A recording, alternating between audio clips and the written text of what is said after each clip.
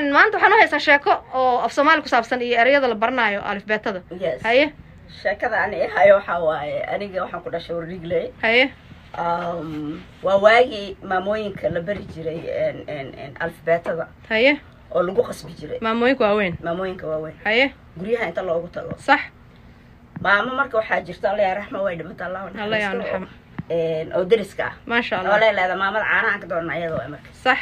maamadii loo tagay haye maamadii waxa la yiri taxaaway albaatadii la barnaayay soo bax haye waxay tiri iska makeedaysiin xooleygan dhaqanaa haye waxa la yiri maamooyinka dhan waa inay aadaan sax bas maamada la soo kaxeeyay xaafada la isugu yimid haye sabuurada waxa lagu qoray ba ilaa haye markii lagu qoray macalinkii wuxuu yiri uu yeerinayo akhrinayo iga daba yeeriya haye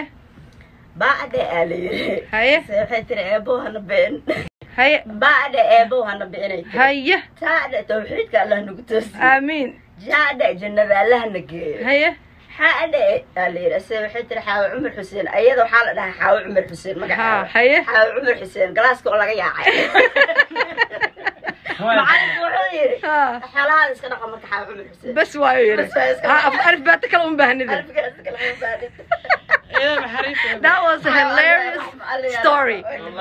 شيكا هذا قروح بدن ما أنت هكذا بابوكو قليني بوقات تاسي كنت من الشيكا بوقت وحويان برا afkaaga Soomaaliga weeye gabar Soomaaliyeed baa qortay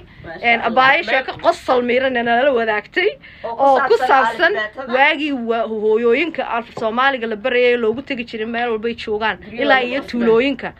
marka sheekada oo xaawo xaaji maadre xaawo Umar Xuseen xoolaha dhaqaaleeyay Allah u naxariisto sheekada saas ah ma sha Allah thank you for